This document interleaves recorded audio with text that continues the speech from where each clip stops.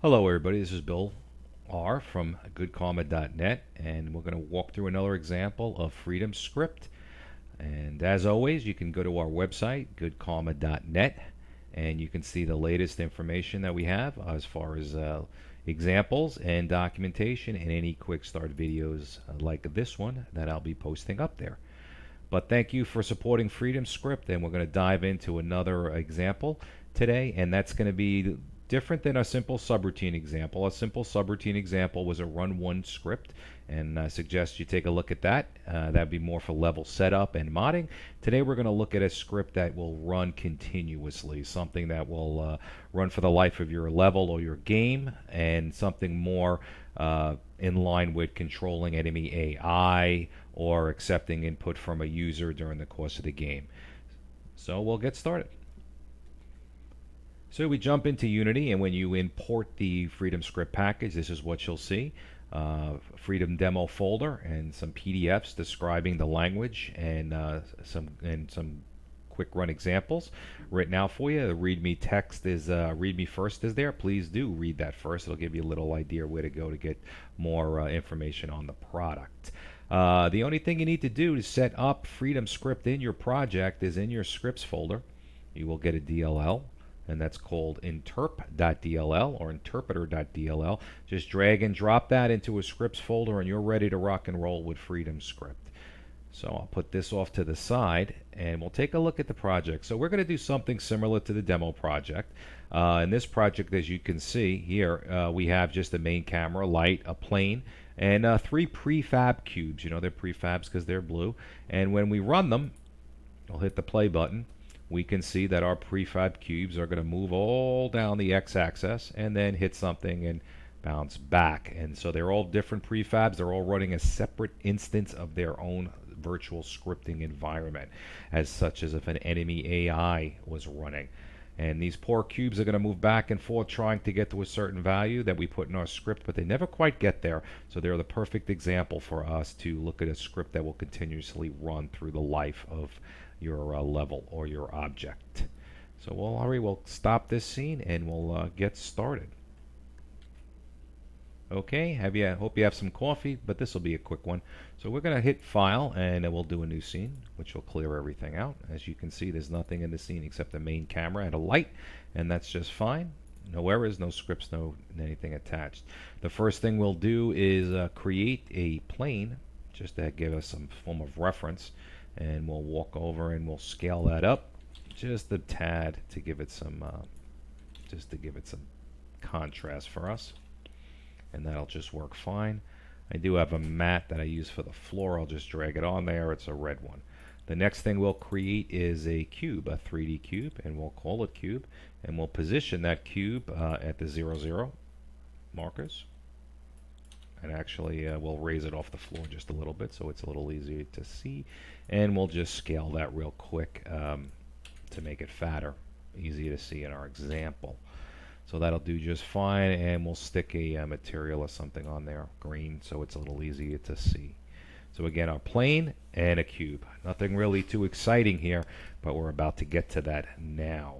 So before we do that, let's take a quick look at the Freedom Script that we're going to run here today. And what that's going to do in our Freedom Script is control the X movement, control this cube and move it down the x-axis of this cube. So it's just going to add a value to the transform of the cube and move it down, and as you'll see, reach a certain value and then move it in the other direction. So let's take a look at that. So as you recall, I use Visual Studio, by the way. Mono-Develop works just as well. Here is our Freedom Script. Freedom Script is not case sensitive, so you can write and use any cases that you want. Freedom Script, as far as variables are concerned, also don't need to be typed. It'll derive it from the context that you're using it in.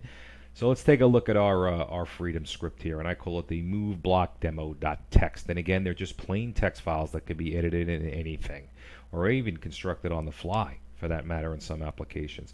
So we set a target X position of 100. We set the current position to 0. Those are floats, or they're integers, but they could be floats. And then we do a direction, which is really just a movement increment. So we'll just set that to 1. All right, then we use a looping construct here, which is the while, and we give it its while do. Here's the end of the do while, or the end of the while, and it says as long as the current x is less than the target x, we're just going to keep looping through this. Pretty basic code. The first thing we're going to do is we're going to call a function called MoveBlockX. Now, obviously, that's not something that's defined in the Freedom script language natively. It's going to be a function that we're going to add into the language, and I'm going to show you how to do that. We're going to define a print statement. Oh, before I jump there. So we're going to, in this function, this MoveBlockX, we're going to pass in this direction. In the beginning of the program, it'll just be 1, which we'll take that, we're going to pass it into the function, and what you'll see when we get to the Unity side of things, it's going to increment the block up the x-axis by 1, and then return its current position. Then we'll do a quick check here, say if it's at 99, now remember our target's 100, then just turn around and we're going to start decreasing the x-axis by 2. And then if it reaches minus 99, we're going to increase the axis by positive 2.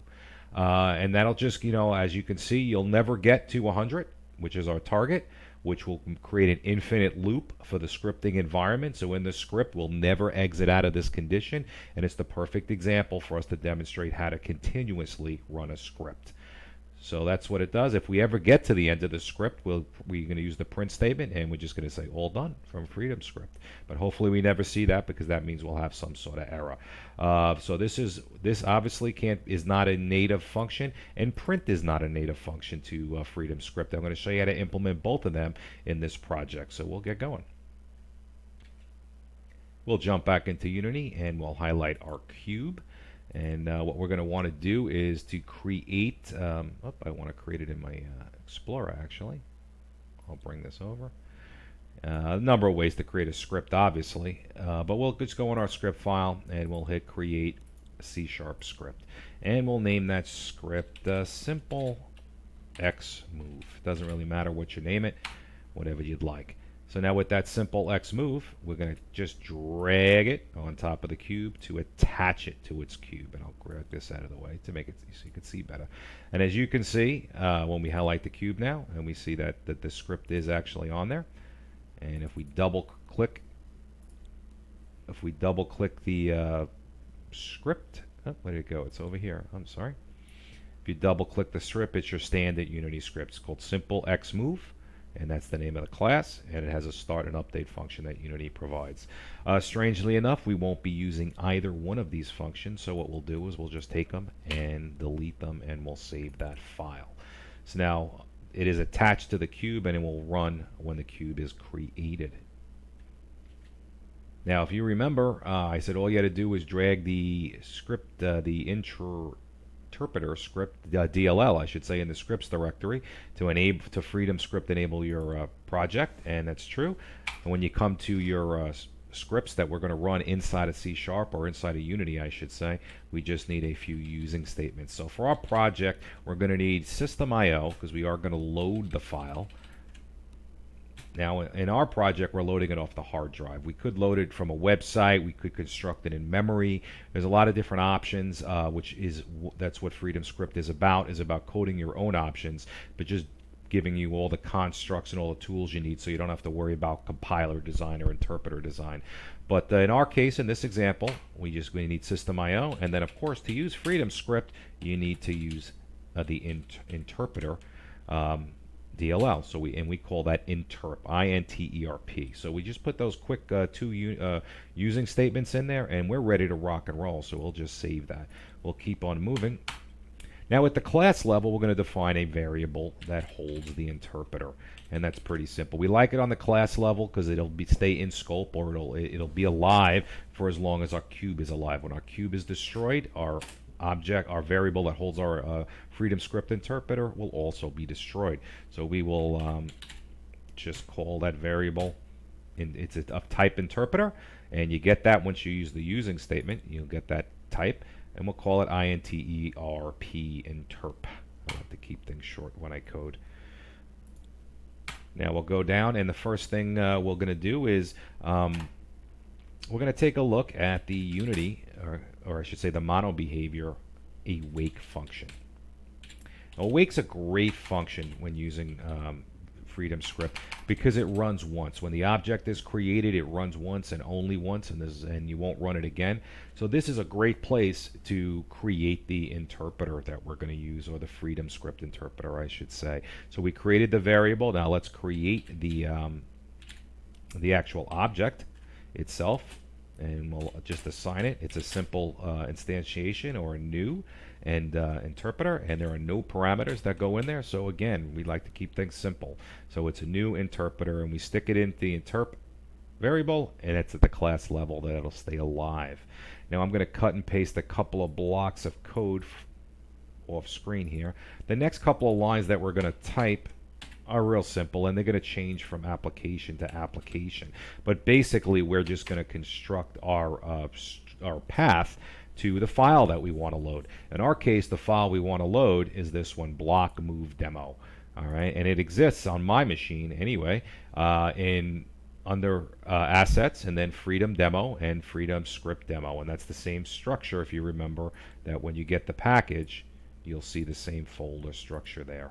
So my scripts are in Freedom script demo, and that's where my block move demo text file or Freedom script file lives. So I'll throw that off screen, and we'll go back to Visual Studio. So this will change depending whether you're constructing it in memory, getting it off the internet or on a website, or loading it from something different. In this application, again, we're loading it off the hard disk. So all we do is create a string variable file name. We use the Unity application data path object to get us our data path, our assets folder, if you will.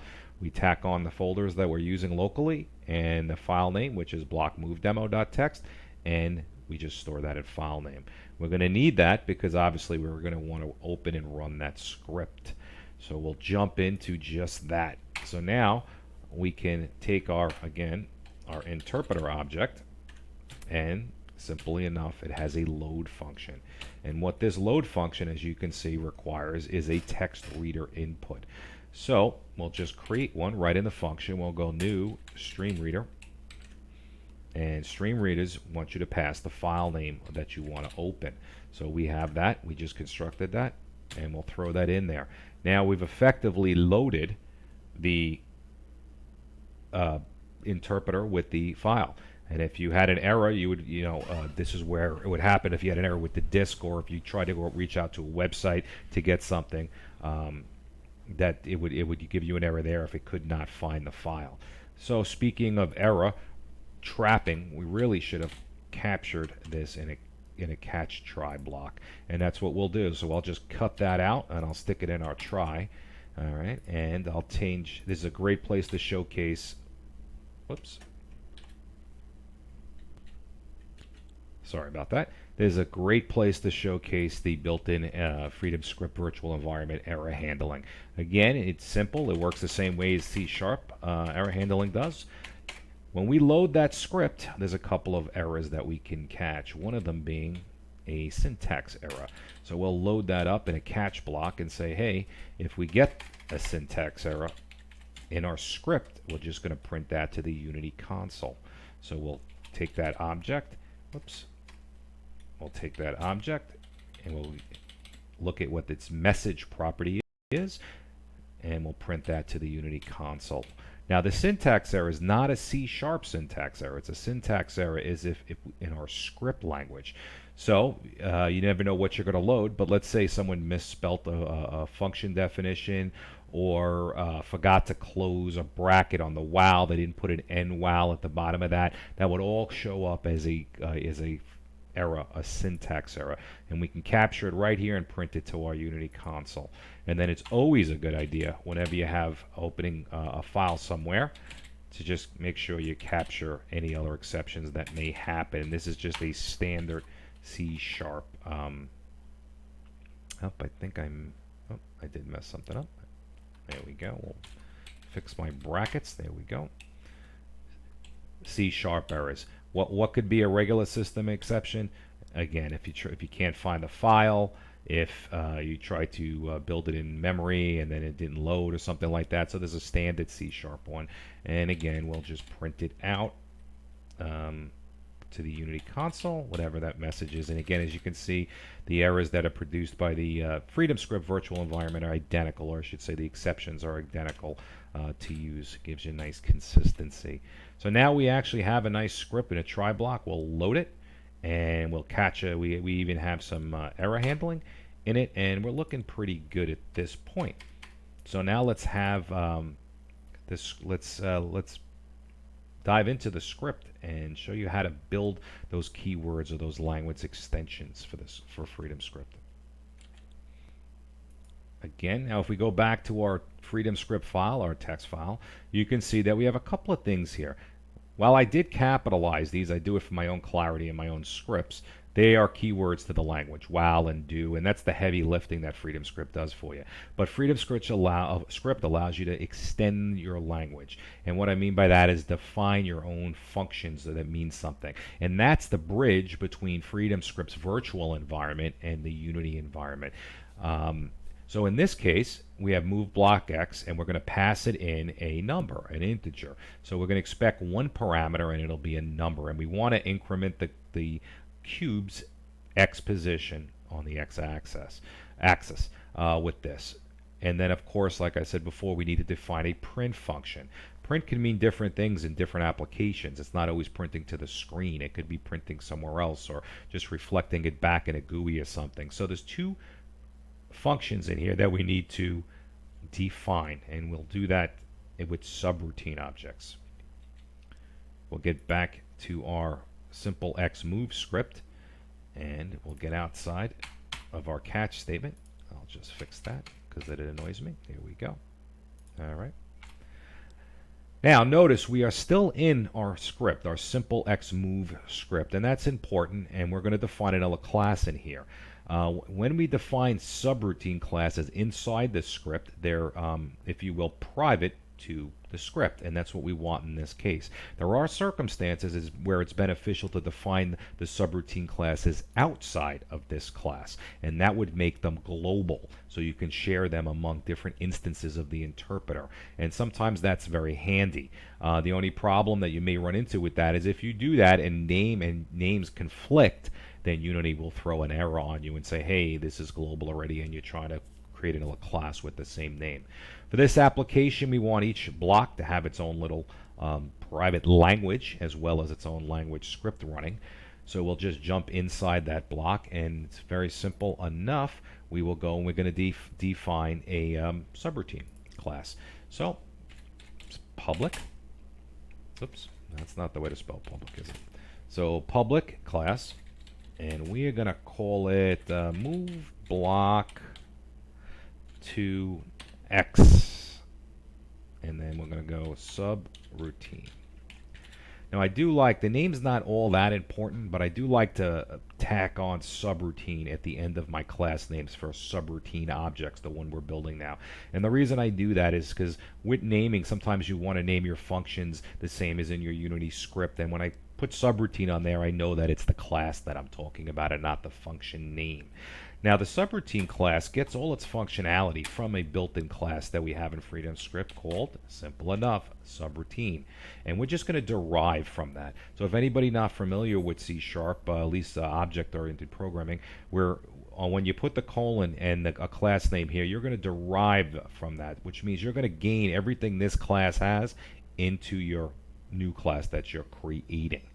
And that's a huge help when programming because you can build upon things. As a matter of fact, in Freedom Script, you cannot access the subroutine class directly. You have to derive a class, and that's simple enough, and that's the same nomenclature that Unity uses. If you see up here, they're deriving from mono behavior.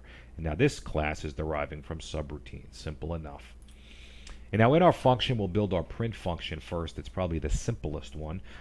We want a reference to our parent. Now what's the parent? The parent is the object that will create this class, or create this, use this class definition to create an object.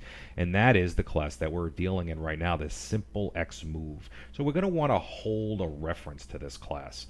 We're going to want to use that reference to call back to this class and call one of its functions. So this is probably actually a good time to just define that function. We'll define a very simple void function, and we'll call it Freedom Script print. and then it'll take one parameter, and that'll be what to print. And all we'll do with that is actually tack in the Unity built-in print command to the console like we did before, and we will oops, I forgot to tell it what type of parameter. And we'll pass in the print, and we'll say what to print. And very simple. Whatever we pass in, we're printing.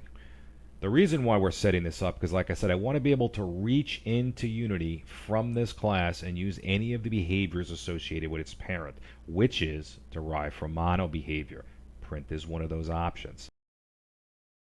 Let's create a variable, and then we're going to create a variable of type simple xmove.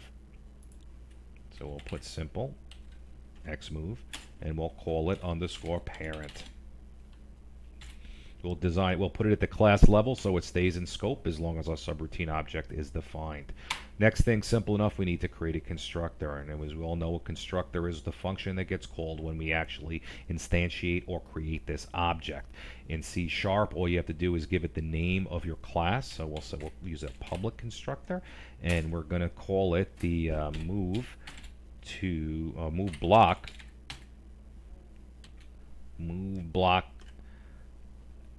to X subroutine, and we're going to set it up so that it accepts a variable of simple xmove type, and we'll call that the vParent, just in the parameters to keep things clear. That's our constructor now. Now it gets passed in this vParent. We're going to want to store it in the underscore parent. I like to use underscores inside my classes, just the naming convention I like to do. So underscore parent, we'll just assign that to vParent, and we're all set there. Now there's one more thing we want to initialize, if you will, in our constructor. They're good for that. Is the parameter, a number of parameters that we're going to accept from Freedom script. And if we look at our Freedom script, our print accepts one parameter, the string to be printed. It could accept more, it could accept none. We just need to tell the subroutine what it's going to take. So it's got a built-in public variable of being a number of parameters. We're going to set that to 1 so it knows how many to look for. You do not need to have any parameters on a subroutine. Sometimes if you're just accepting a function call from your virtual environment, scripting environment, that does calculations or maybe manipulates the internal variables of the script to update them, such as if you had an any position or a mission briefing or something along those lines, you wouldn't need to call back into Unity, maybe doing outside database calls. Or you know, and everything is self-contained. There's no parameters on it, and you would just set it to 0. In this case, it's 1. So simple enough for our print. Okay, now for the meat and potatoes of a subroutine object. Now, it's important to make the connection that a subroutine object that we're building now, or more accurately, a class derived from subroutine, corresponds to a function call in your virtual scripting environment. You can have as many of these as you want, so you can extend your Freedom script language as much as you want, but one keyword in your Freedom script environment equals one subroutine object that you need to build on this side. And the meat and potatoes of these subroutine objects, and I'll just cut in a function definition, is the execute function. Now execute is going to get called when Freedom script interpreter reads a function call. So if we move back, simply enough, when we see this print function and then what we're building now, it's going to run out, grab this class, and run the code that we're about to code.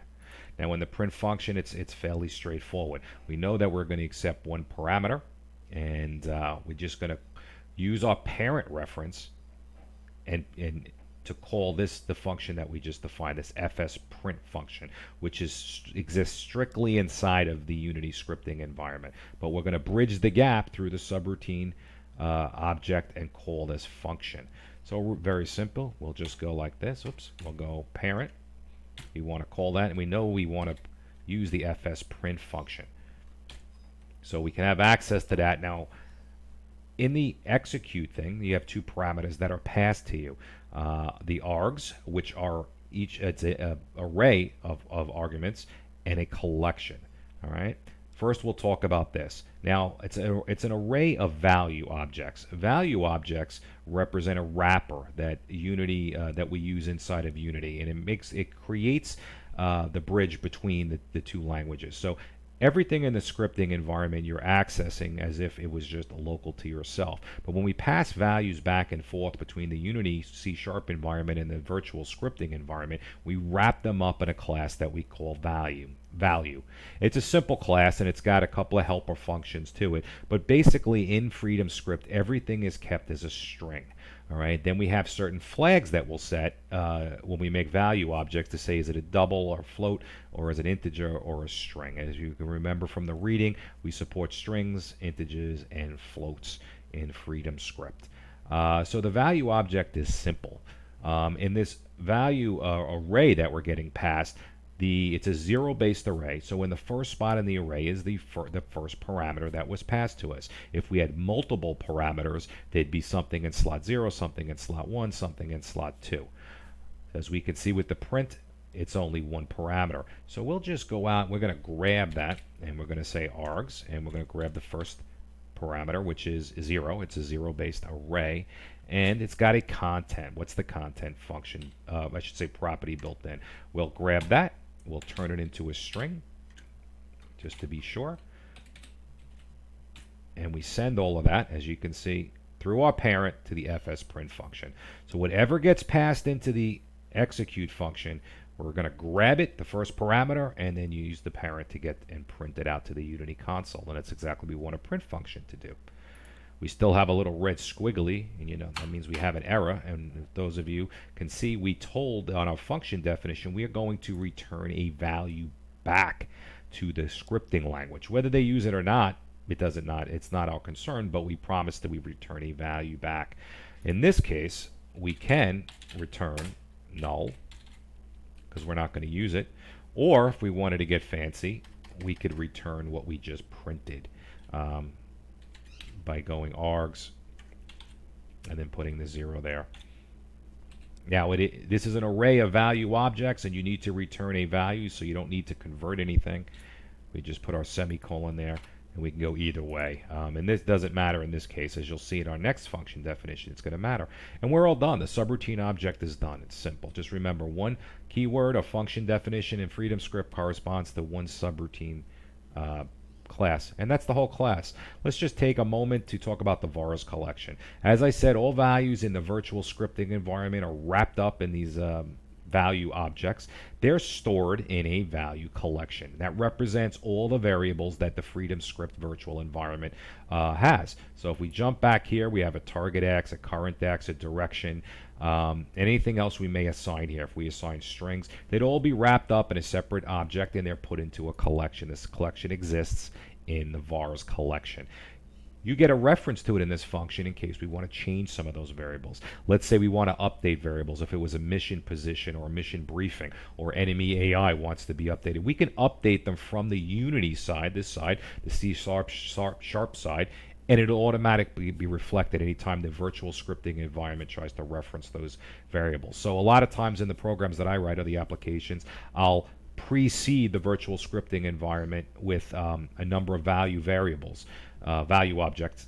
And so when the script has them automatically available to them as if it was connected to some sort of outside system. But you get access to it right here by using vars, and that's a standard C# generic, real easy to work with, and again a couple of helper functions in there. Just remember that it takes values, and being in the C# environment, it's a typed collection. They won't let you put something else in there. Otherwise, we're done. We have no errors, and we've talked about the execute function. So we'll just kind of fold that up a little bit. And let's get to work on our second function. Again, we talked about keywords corresponding to objects, or subroutine objects. We're going to create another public class, once again, inside of the script definition. And this one we will call move to, or I should say move block to X subroutine. And you probably guessed it's derived from subroutine. And we'll create some brackets, and that's our class definition. We're going to use the same design pattern as we did in print. And what I mean by that is we're going to take a reference to the parent. So we're going to say the simple xMove is the type variable, and we're going to call that a parent. As you'll see, we're going to play with the cube's transform, so we need a way to get back into the object in Unity, and the parent reference will do that. And of course, we have parameters, number of parameters.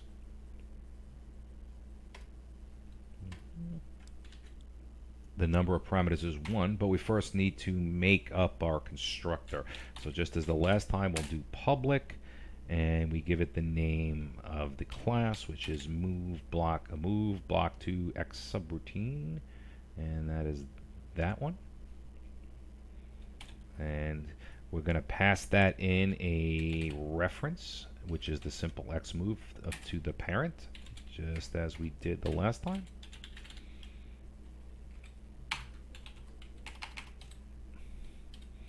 And just like in our print function, we're going to store the parent. And now we're going to set our number of parameters to 1. As you recall, it gets passed an integer, which is how much to offset the block. So that's all done there. Looks good. And as you might have guessed, the next thing we need to do is the execute function.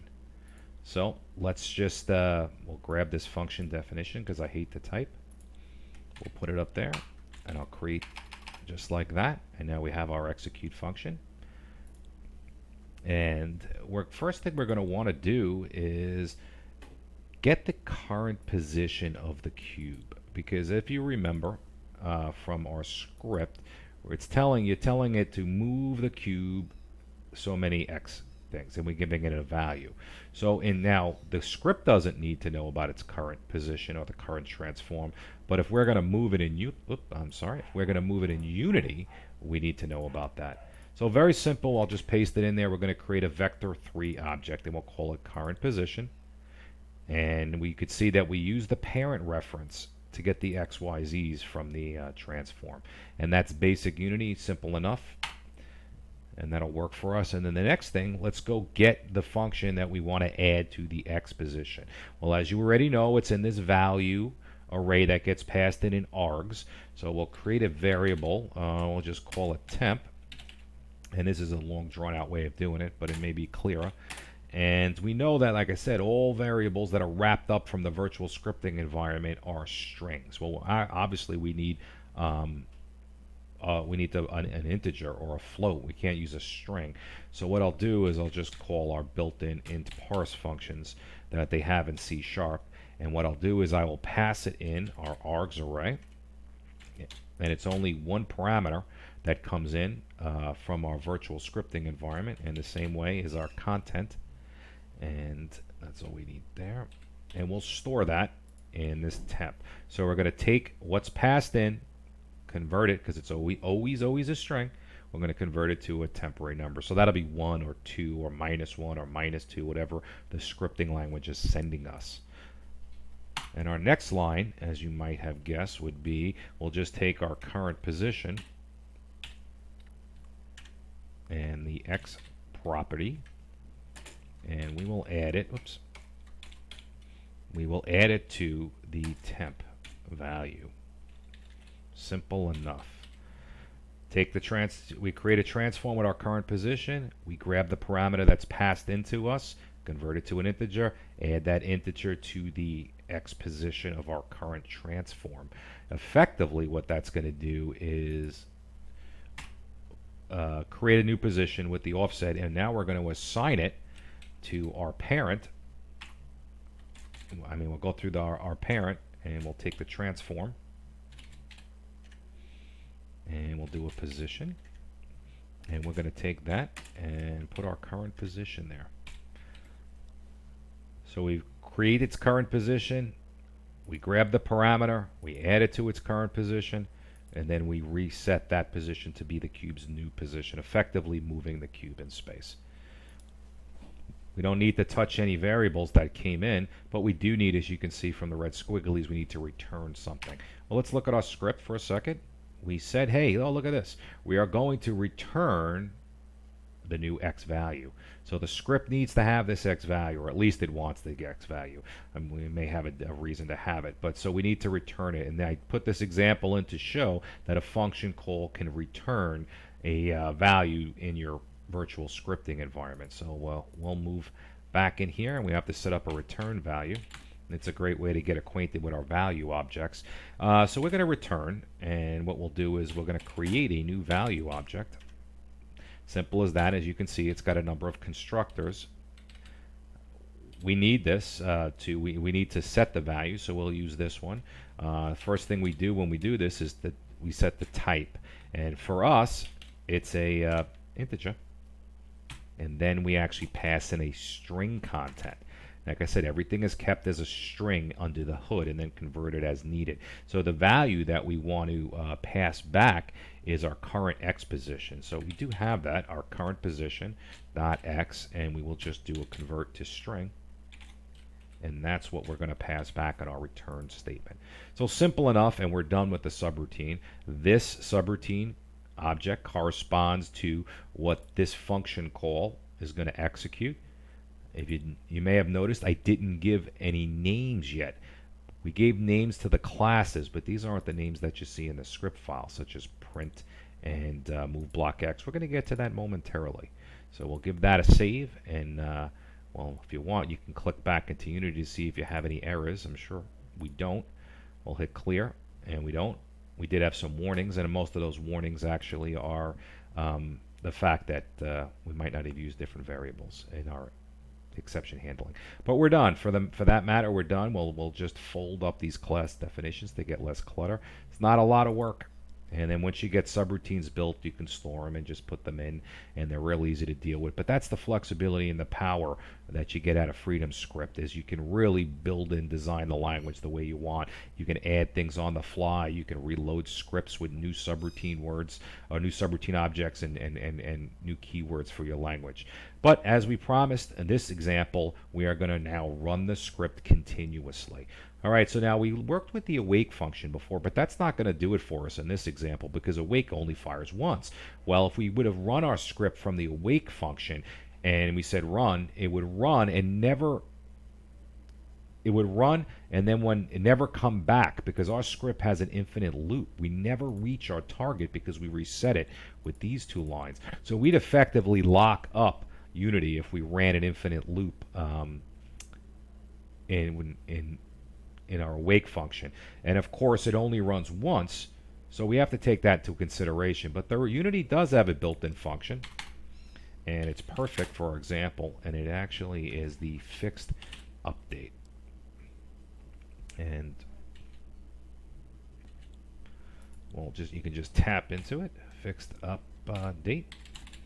Boom boom. And I like fixed update from the interpreter because it's a constant, almost like a metronome. It fires at a constant rate. Doesn't have to be here. There's other ways to implement based on your design of your scripting language, but I find that I use fixed update a lot. Now in fixed update, it's very simple to run the code. But before we run that code, there's something that we need to do. So we built these subroutine objects. We never told the interpreter about them, though. And that's what we're going to do now, and that's how we set the names for these functions that you're going to see in this block. So let's just jump back up here to where we create our interpreter, and we'll go into our load function. And I am intentionally going to create a bug here, but let's just go with it, and I'll show you, and we can show some error catching. We need to tell the interpreter about these keywords, if you will, and we need to set the name. So, like I said, I like very short names and things. So we'll take our interpreter object, and we have a register subroutine that we're going to call. And very simple implementation of this. It creates it needs a string. It takes a string. That's the name of the function that you want to define in Freedom Script. It's the syntax for Freedom Script, and here's where you set it. In our case, it's MoveBlockX. So we'll put in a MoveBlockX. Now, if you look, it is, we use the capital, but I did tell you that it's not case sensitive. The language isn't case sensitive, but I like to mirror it exactly. So I'll do MoveBlockX. No parentheses there, just the name of the keyword. Then the next parameter, it takes two parameters, is the subroutine data. That is a class, the subroutine class, that's going to get the execute is going to the code in execute is going to fire when we see that keyword. And this is easy enough. We know we'll just create a new one, and it's a new, and it's a move block X, move block 2X. Move block 2X. Oh, what did I do? I named two classes the same. I don't know why I did that. This is our print function. I'm sorry about that. Wow. So we'll just we're going to put print from script subroutine.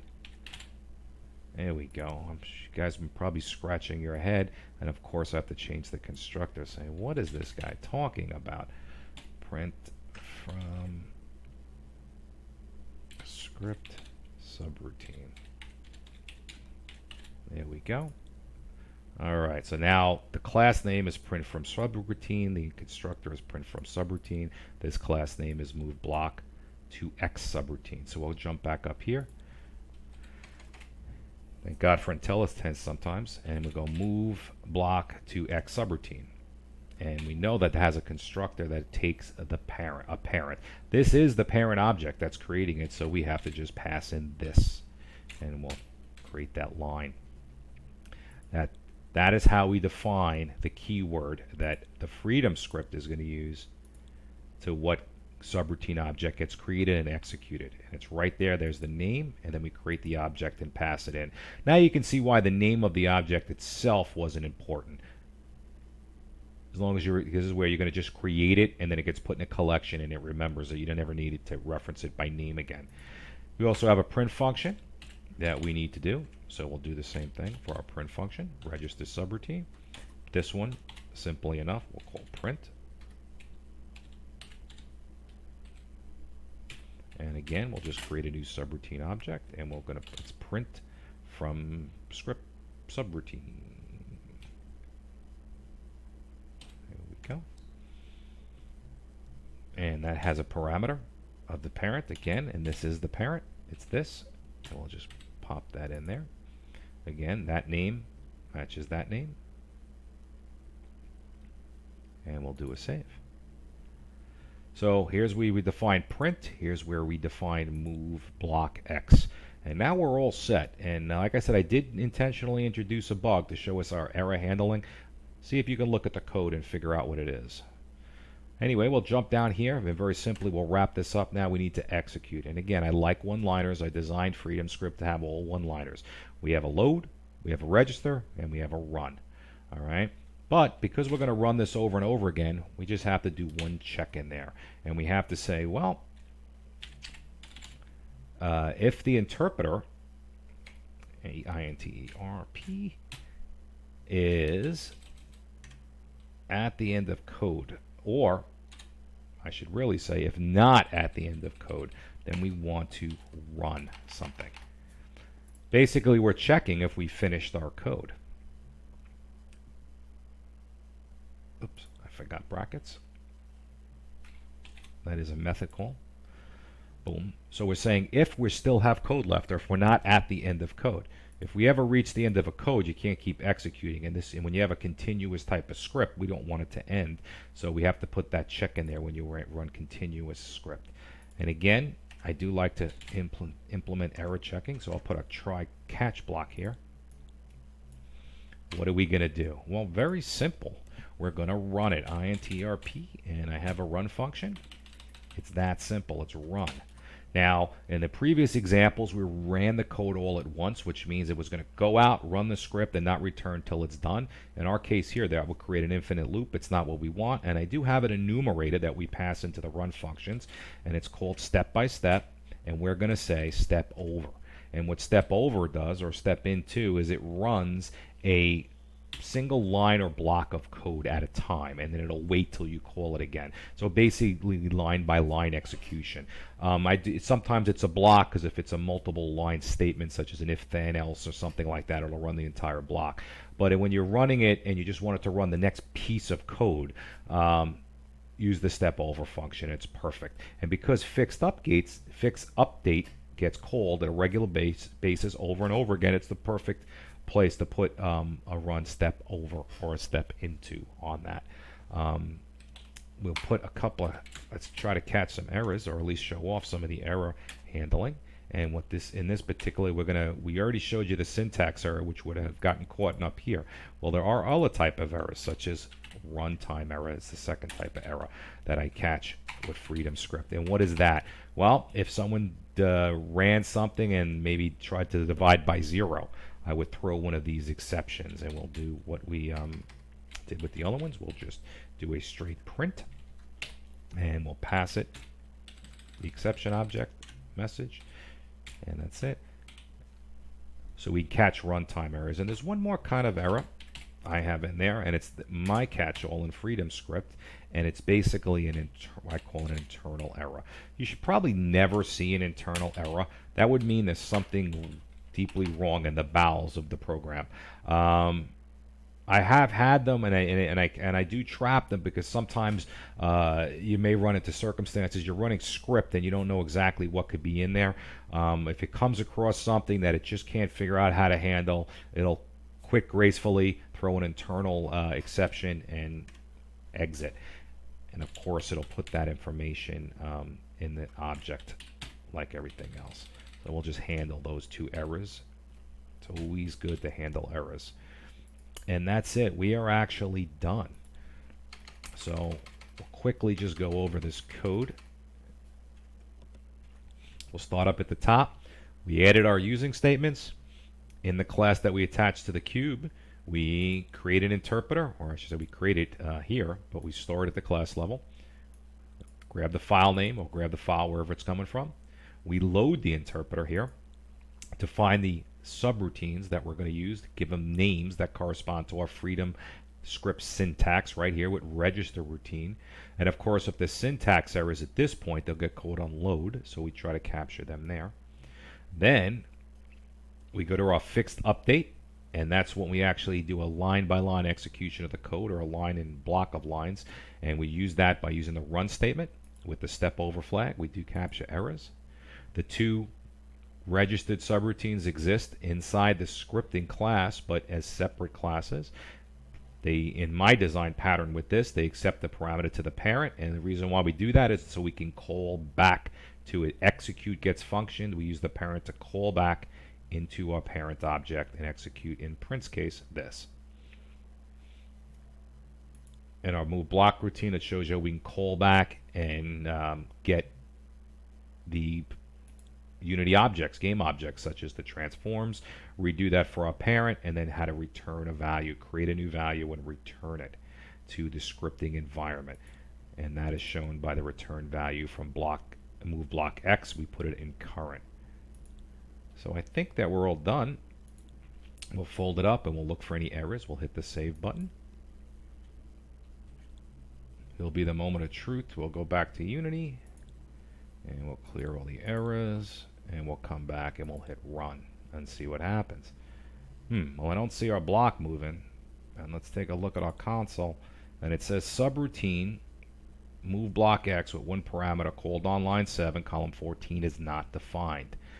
That's an interesting error. That's an interesting bug, and I did it on purpose to show you a good example of the error catching.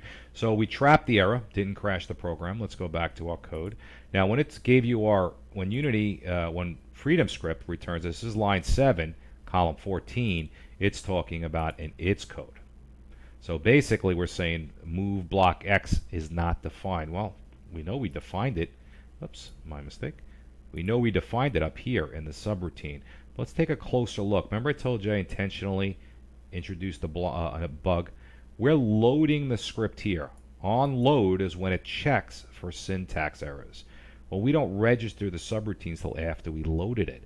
So of course, when we loaded the script, it fired an exception. It saw the block X, it said, oh, I don't know what that is, and it jumped down into your catch block, never registering these subroutine objects. So just wanted to demonstrate the error trapping, but we'll cut them out, and we'll just go, before we load the script, we'll register the subroutines, because we've already created the object, the interpreter object.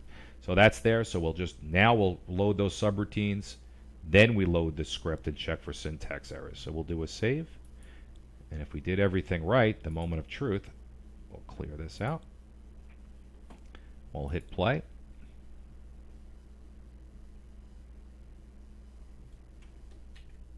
Okay, we hit run, and I don't see anything happening. So let's take a look back at what we did. I'll go back to the code, and I print out the file name when it gets loaded, and we can see that the file name exists down here. And I'll scroll down, and I can see an error here. It's fixed update, not fix update. No wonder why none of the code was running. So now we'll hit that, and yeah, let's just run it, and I'll show you. Clear all the errors. We'll run it, and there we go. We have our block, and if we look up here, we can see that we're incrementing the X value. It should never get to 100. When it hits 99, boom, it bounces back. Now, if you noticed, it goes a little bit faster. If we look at our Unity console, it says up, look, we've got one line. It gives us the name of the file name, and I threw that in there. I like to always make sure my file name path is correct. But as we can see, we're controlling the block now via the Freedom script. A couple other quick features before I let you go. I do like to, every once in a while, when I'm debugging things, I grab the interpreter option and this last line executed method, and we'll just go to string. And what I really wanted to do with it was print it into the console, the Unity console. So we'll just wrap that up. So it'll show us now every line, the number of the line that it's printing. So we jump back into Unity, clear all the errors. We go to our console, and as we can see, it's printing what it's doing. Now, if you can see, we start off at line 1, line 2, line 3, line 5, line 7, then 11, and as we get, these are only executed once, 1, 2, and 3, but these are continually executed as we loop through there, and that makes a lot of sense, because when we look at our actual Unity script, these lines get executed one, and then we're inside this loop that we see here, and that is a good verification that what we intended to happen is happening. We're returning the new position back to current position, and then we're executing it. Now, we did comment out this print, so let's uncomment that print and save in our script file.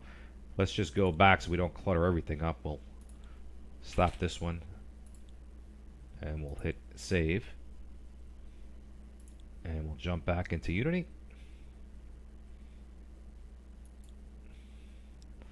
Now, if we look at the console, it's printing the X position of the block, and that should match that, and it does in fact match that as it's moving up. It should never get to 100, and it does it at 99. It turns back around and starts to come down, and we're starting to see the negatives. So that works perfect, and as expected, we'll exit out of that. We covered a lot of good things in this tutorial: how to set up multiple language extensions, how to run a script continuously. I appreciate for all your support, and don't forget to visit goodkarma.net for the latest updates and examples.